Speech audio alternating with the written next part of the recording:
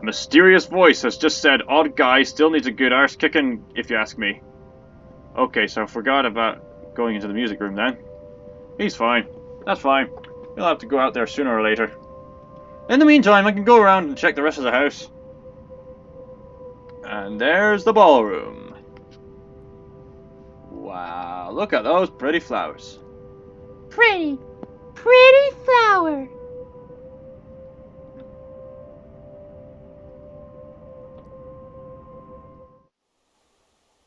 You can call it a flower if you want to. I don't mind.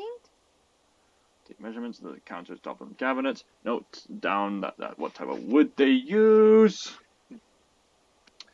They wanted something recreated to hide modern appliances. There's a loose floorboard in the furthest corner.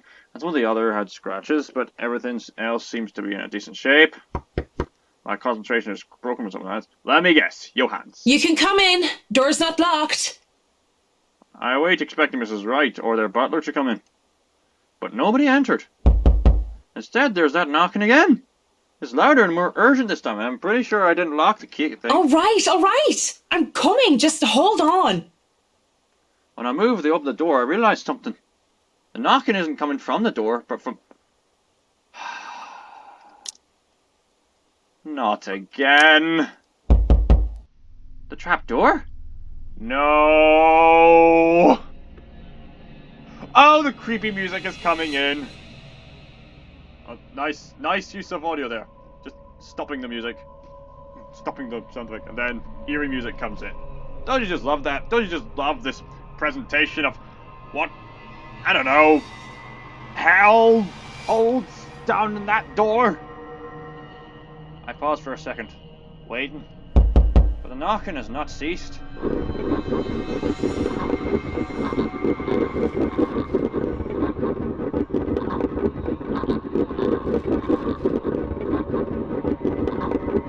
Is somebody stuck down there? Vic! Oh, for goodness sakes, just a flipping cat! Where did that come from? How did they even get down there? They put the heart crossway on me? It did! I love cats, but they have no business giving people a fright. Especially ghosts. For a second there, all those ghastly rumours about this place were coming flooding back. Now peering into the darkness of the open trap door gets me thinking. And it gets me curious. Nothing good. Seriously though, I should really make sure there aren't any more surprises from down under. I don't think the Wrights would appreciate if we find a litter of kittens making a house of the wine cellar. Mr. Wright seemed the type to skin a cat if any of his precious wines were to be contaminated. I'm done with the kitchens anyway.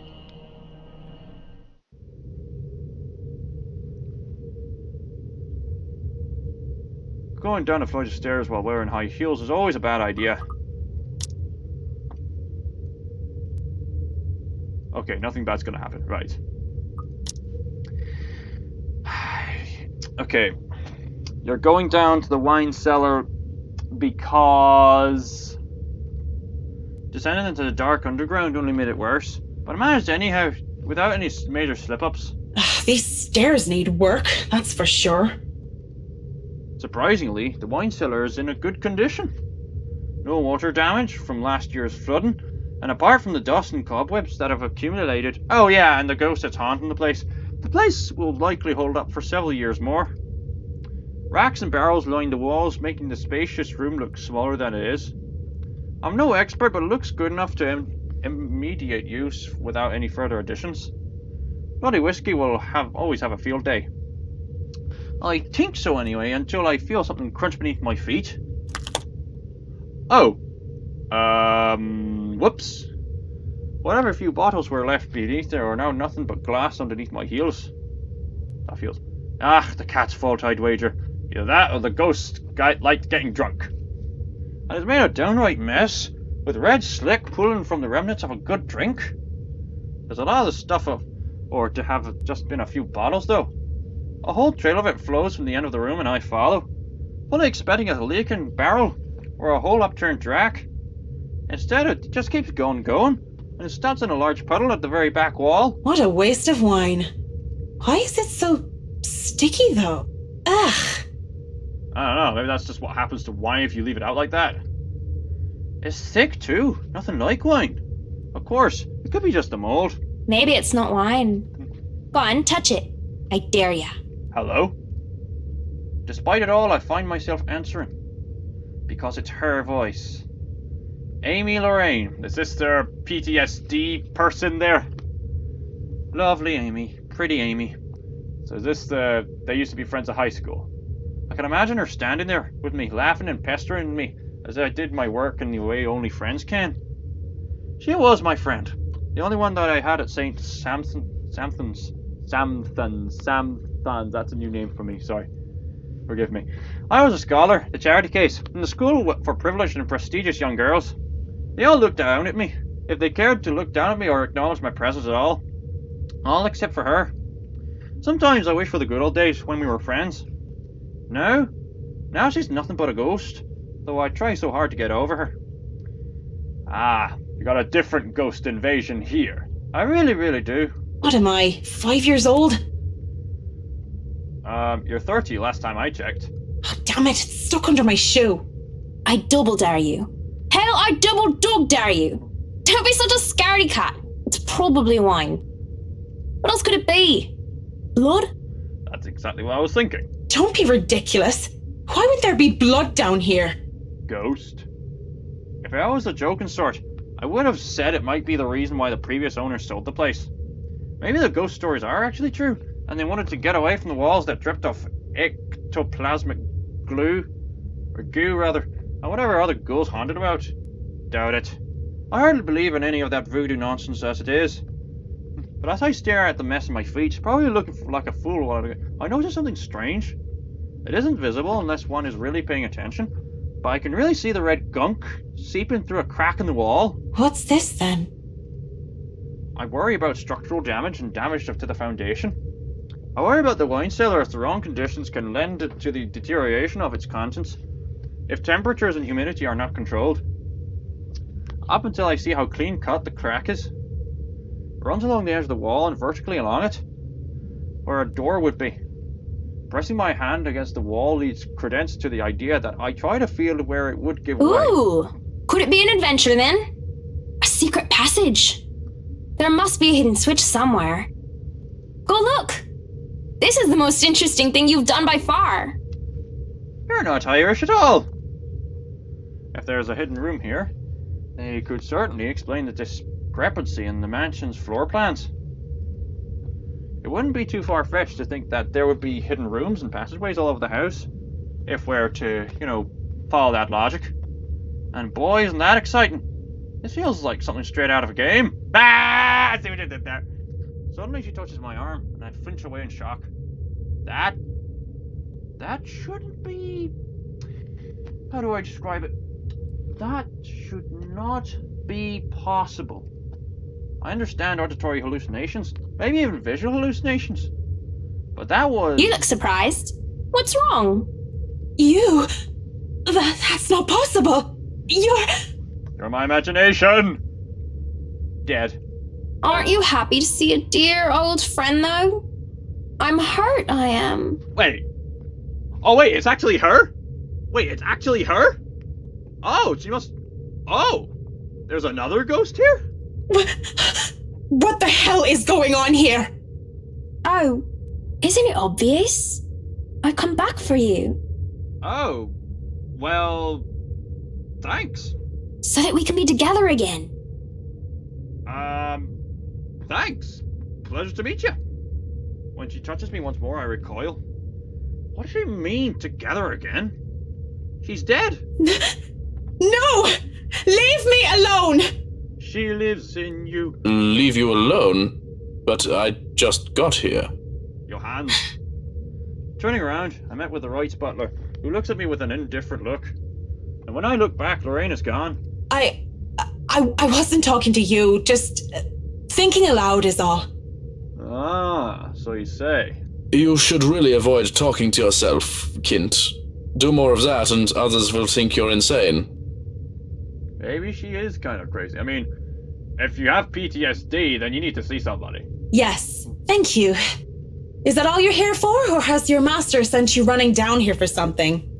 Oh, no, I am just down here to admire the place. I've not been inside before. I thought I would look around before we return to the city. Fair enough. The car is already running, you see, and I suggest you go back to the foyer, unless you wish to be left behind. Well, I for one don't want to be hunted by a ghost in this place, so yeah, let's go. It seems you are in good company already, after all, with this house and your imaginary friend. Wait, we're leaving already? But I haven't finished inspecting the rest of the house. Time flies. Be that as it may, there's a sulking man-child up there who wishes to go home. We are all subject to his whims, lest he throw a tantrum. Ah, rich people. Spoiled, rich people. And we wouldn't want any soiled knickers or spilled milk. Ah, or, solid diapers. Why don't you go head on and I'll be right there. Soiled nappies. Very well. Do be careful on your way back. I saw some broken glass on the way, and it will not do to cut yourself on them. I noticed that too. I will, yeah. Just tell Mr. Wright not to blow a gasket or anything. I'll be just a minute. Speaking of blowing gaskets, there's something else dangerous here. Whatever's beneath behind that door, it could pose some problems. Best case scenario, it'll only ruin good stocks of wine. But who knows what behind that false wall? I'll have to come back to it. In the meantime, the sight of them both composes myself, and much more than several minutes of being alone did. Car's engine is running, yet the two still stand still on the lawn. Mr. Wright is busy, eyes up to the stars, up to the heavens, and Mr. Wright, arms crossed, has his eyes down to the ground. It is the crunch of the grass under my heels that brings their attention to me. About time. What took you so long? A minute longer and I'd think the house swallowed you all up. Oh, hush, dear. I'm sure she has her reasons. Marianne doesn't seem the sort to idle. Sorry, I was just checking on something important. See, business is business and they take time, love. You should know that better than anyone. So, Marianne, what do you think? Are you the woman for the job? I know we already signed papers hiring you, but I want to be 100% sure that you are committed. I glanced back towards the mansion, knowing what I had seen there. That curious thing in the wine cellar, which is stuff I've only read about from the frickin' horror stories. And her? I should feel the slightest bit hesitant. I was lucky. I've seen enough films to know what happens when a promiscuous woman enters a haunted house. Yeah, and I've seen enough games of that same caliber too, yeah. This is my chance to turn it down, make excuses, say I'm not up to the task, that I need to take care of my old sick father. Just pay the fine, which is probably outrageous for a contract like this, and let it go. I should turn it down, but for some obstinate reason I can't.